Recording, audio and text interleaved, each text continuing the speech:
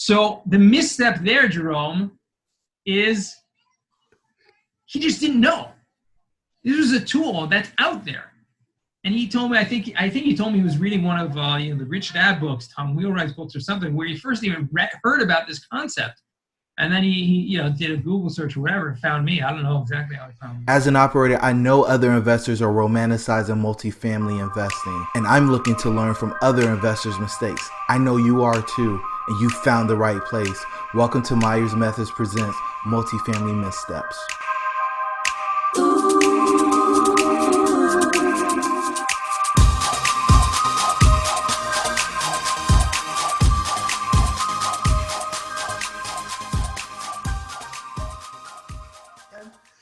Hey everybody, and welcome to Myers Methods Presents Multifamily Missteps. I'm your host, Jerome, and I've got my good friend, Yonah Weiss, with me today.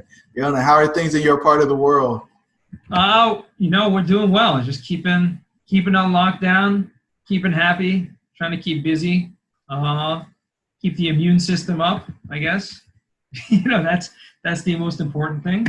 I got 6 kids at home, so it makes it pretty interesting and difficult. And that's not having 6 kids and trying to keep them happy and entertained during a quarantine is not mutually exclusive to keeping your immune system up, although some people might think it is. but it's definitely been interesting. Awesome. And so if the listeners want to get in touch with you, what's the best way to do that? You can find me on LinkedIn. That's the best place to find me. Okay. And I'll link that up in the show notes. So all they got to do is click the button to get straight to your page. And so for most of the listeners, they may not actually know what we're going to talk about today on the Deal Deep Dive. And so we'll have to do a little bit of education. But do me a favor and talk a little bit about your background, and then we can go into the background on the deals. Absolutely. So my background is actually in education and teaching. I was a teacher for about 15 years. Got into real estate about 5 years ago when I just needed some extra income and wanted to do something different a little bit, and learning all different aspects of the industry. So I went from being a commercial mortgage broker, learning commercial real estate, doing some brokerage of some residential properties, just learning different things, trying to find investment properties. Learning a lot about how to research properties, how to dig deep into finding the owners and stuff like that. And then I went into, did a few fix and flips. That it wasn't for me. And just looking for different opportunities, came across this company, Madison, one of the top commercial real estate servicing companies in the country. And just have so many amazing people. An opportunity came about that just kind of fit what I was looking for. And dove deep into cost segregation, which is one of their expertise, and just learned from the masters in the industry who have been doing this for decades, and just keep teaching about this, sharing the wealth of knowledge that so few people know about to benefit about, save taxes. Awesome. And so we've got 2 deals to talk about today. The first one is really exciting. So let's dive into that first deal. Yeah. So what a lot of people don't know about cost segregation is that it doesn't benefit everyone equally, right? And I think, George Orwell said it best in Animal Farm when he said, right, not all animals, right? All animals are equal, but not all are, what did he say? But not animals are, what was the phrase? All animals are created equal, but not all the same equality, or something like that. In short, the point of the statement is that all taxpayers are not equal, right? If you're a real estate professional, you actually have the highest benefit probably of any certain type of taxpayer that's out there. So when someone comes to me and they are a real estate professional, meaning they spend the majority of their time involved in managing, brokering, building properties, they don't even know that they are like considered a god for whatever reason in the eyes of the IRS, and they barely have to pay any taxes if they can, because they can use those losses created by depreciation, which we're going to talk about now, to offset all of their income, all of their active income. And this is something a lot of people don't know about. So this first deal was a guy who was the top real estate broker in his county in California. Okay, so we're talking about big time money. This guy was making, millions of dollars. Okay, and he has a huge team, making millions of dollars, and he was investing it. He was investing in properties, in deals, and he didn't know about cost segregation, which means he was still paying the IRS hundreds of thousands of dollars a year. I mean, close to $500,000 a year in income tax. That's literally what he told me. And I was surprised. So we looked at one of his properties. He bought a recent acquisition in 2019, $4.5 million purchase price, apartment building. I don't remember how many units it was. I think it was about 22 units in California. Makes sense, right? Great, right? We're talking about like $200,000+ a door. Okay, this was, and literally, he was set up to be paying that year because of all of his, even though he had depreciation from his other rental properties, still it was not enough, obviously to offset all the wages he was earning from his brokering, from his dealing. We found, in this cost segregation study, over $1 million of accelerated depreciation, which means a $4.5 million building, which he only put down. You have to remember, when you're buying a $4.5 million building, you're not paying cash, right? You are using the bank's money, or sometimes you're using investors' money. Sometimes you're using the owner's money, seller financing, right? But you're putting down maybe $1 million, which means out of pocket, we found $1 million, over $1 million of accelerated depreciation that you could use as a first year tax deduction with 100% bonus depreciation, which means the guy was making well over $1 million, take that $1 million tax deduction, offset that $1 million of income, and he went from paying the year before, he told me, over $350,000 of federal income tax the year before to 2019 paying $0 in income tax. So the misstep there, Jerome, is he just didn't know. This was a tool that's out there. And he told me, I think he told me he was reading one of the Rich Dad books, Tom Wheelwright's books or something, where he first even heard about this concept. And then he did a Google search or whatever and found me. I don't know exactly how he found me, but but that's the misstep that turned into a good step, I guess. So I assume that your client is reaching out to you every time he buys a property now. Sure, absolutely. Yeah, it's a no-brainer. Once you know about it and you can benefit from it, and like I said, if you're a real estate professional, it's a no-brainer. Did he amend previous tax returns, or he just started in that year? He just started in that year. So one of the things that was outdone with the previous tax reform in 2018, 2017, the Tax Cuts and Jobs Act, is you can no longer use passive loss carrybacks. So even if you created a huge loss this year, previously you were able to actually carry back those losses to offset previous year's income tax. You can no longer do that. They just reset part of it during this CARES Act that just happened a couple weeks ago, but it's specifically for corporations, and I don't want to get into the details, but no, he did not amend previous tax returns. He left them as was, and going forward, he's going to know, he learned from his mistakes.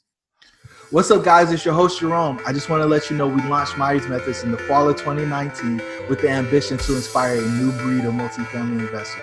If you are interested in getting into multifamily or scaling your current business, hop over to our website at myersmethods.com to grab your free 4-step guide on how to get the ball rolling in multifamily. Now let's get back to the episode.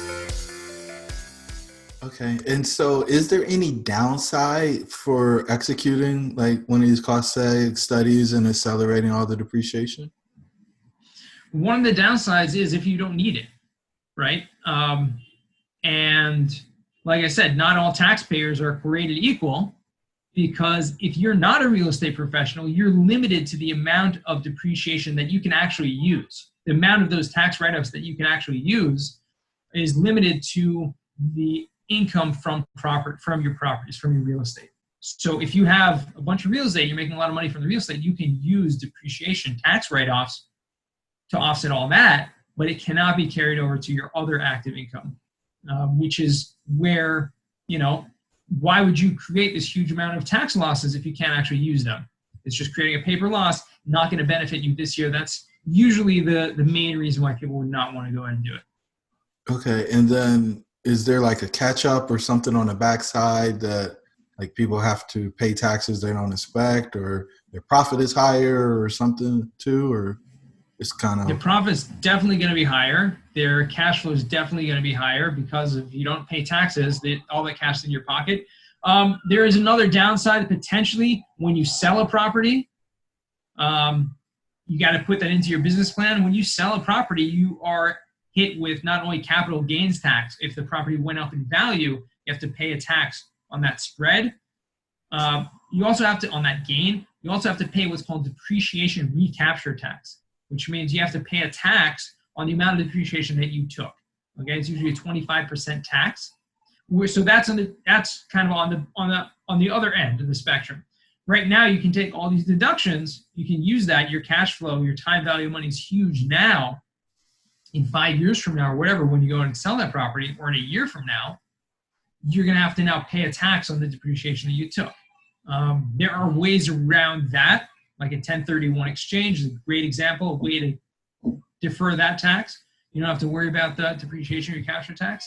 But generally speaking, the time value of money, of having your own money and not having to pay that to the government, if you're not obligated to, is usually when where the benefit's going to be. Got it. Okay. And so I think that covers that one. And so I think you got another good one for me too, right? I got a great one for you, which is one that people don't recognize the power of, because, I mentioned to you before, just the analogy of if you're building a building, you want to make sure the foundation is laid perfectly. Okay? Foundation is everything. If you don't have a good foundation, then the whole building will fall down. So this particular client decided for whatever reason to use a different company, okay, a cost segregation company. There are others out there besides Madison Specs, okay? However, this particular company was a relatively new company. They really didn't have the experience, they didn't know so much what they were doing, and this client decided it was going to be cheaper. For whatever reason, he decided to go with them. About a month later or so, we got a call from this guy saying, I already did the cost segregation, but my accountant says to do it again. What do you mean do it again? So we called the accountant. He said, I don't know what this guy was thinking to going with this other company. They don't know what they're doing. Not only did they not maximize the deductions that you guys do, but their study was basically worthless because it didn't have all of those necessary components that a quality cost segregation study needs to have according to the IRS audit guidelines. So he told the guys, just call Madison. They're the experts. You're going to save a penny here. You're going to save maybe a few $100s or whatever on the cost of the study because these guys gave you a discount, but you're going to cost yourself hundreds of thousands of dollars in tax depreciation that you're losing. And if you were ever to be audited, this wouldn't stand up and you would potentially be paying fines and penalties on that. So it's worth it. So the misstep there, which we can all learn the lesson from, is that you have to do your due diligence when hiring a cost segregation firm or any type of service provider, right? You don't want to just hire a guy that because he's offering you a good discount or offering you a good price, and you don't even know if he has the experience to do what you're doing, right? Imagine bringing in a plumber to your building, right, to fix a huge, main, right, that burst. If the guy doesn't have the experience, doesn't have the credentials, you're going to be calling someone else in a week or two to fix the problem that guy did. So it's just not worth it. I didn't prep you for this, but have any things off the top of your head that when you're evaluating somebody that does this type of work, you should ask? Absolutely. I mean, the main things you need to ask when you're looking at a cost segregation company is, number one, their experience. Okay, so you want to see that they've been doing this not only for a number of years, but they have enough experience. You know, how many studies have they actually done? Okay, what's their experience doing that? The other thing you would look at is, are they following all the guidelines? Okay, there is a cost segregation audit techniques guide published by the IRS. If you want to make sure that your study is being produced according to those guidelines, you want to make sure that everything is going to be according to that. The third thing I would say is that, do they have audit protection? Meaning, are they going to stand up behind their work in the event of an audit? Are they going to say, sorry, we did it, our hands are off? Or are they going to say, of course, we're going to stand behind our work, it stands up to an audit? And, you know, what is their experience? Have they had any times where clients have been audited, and what's been their experience in doing that? And so those are really, you know, when anything you're dealing with taxes, you want to make sure that you have, you know, you're dealing with the best, number one. Number two, you're not cutting corners, because it's just going to end up costing you money later on. And number three, you want to make sure that everything is according to the law. Okay, it's you don't want to be, you know, kind of fudging things and, you know, God forbid, trying to do something wrong against the tax code, because they may end up finding out, and even if they don't, it's not ethical in the first place. So that, I really like that. And I'm curious about the audit. So like when you have audit protection, like what actually happens? Like because usually they just want to talk to the CPA or the tax preparer. Mm-hmm. How does a cost segregation firm kind of insert themselves into that audit process? So in the event of an audit, they're going to look at your entire tax return, and they're going to look at the cost segregation study, because that's what produced those, you know, massive depreciation numbers. In doing so, if they have any questions on that, then they would go directly to, you know, they go to the CPA, but the CPA just turns to us. They turn to the preparer of that, and they have to stand behind their work. Otherwise, it's worthless. So in those events that have happened, in the 12 or 13 times we've had clients over the past 15 years or so that have been audited, they literally just take the study and say it's okay. So there's been nothing in the process of having to do anything. There was one case where there was actually a questionable thing that had to do with renovations and had to do with the property that was demolished and was put back in service. There's certain tax codes that there were some disputes in the tax law, you know, different court cases that had different outcomes that needed to be we actually need to prove to them our stance on that. And, you know, that was obviously aligned with the CPA. But generally speaking, there's never even a question. Got it. And so the final question for this episode is, what words of wisdom do you have for the listeners? The words of wisdom I would say that come to mind now is always ask questions. Okay. And there's a great saying that we have, an old ancient Jewish saying that says, if you make for yourself a teacher, meaning you have a teacher for yourself, someone that knows a lot more than you, and that you go to for advice, then you will absolve yourself of any doubt. Meaning, if you have doubts, the way to, you know, resolve those doubts is to ask questions. And if you have someone that is much wiser than you can ask those questions to, your doubts will just dissipate. And so that's the advice I have. Find a mentor. Okay, find someone who is, you know, older, wiser than you, more experienced than you. They don't necessarily have to be older. And ask their questions. Yonah, it's always a pleasure to get to exchange with you, man. Looking forward to continuing to deepen our relationship and learn more about you and see if we can continue to add value to each other's lives, man. Thank you so much for sharing with the listeners, and we'll talk soon. Appreciate it, Jerome. Thank you. You made it to this juncture, so you really love what we shared on this episode of Myers Methods Presents Multifamily Missteps. Do us a favor. Give us a 5-star rating. Give us a review. And share this with somebody who's interested in multifamily investing. Until the next time, the pack is with you.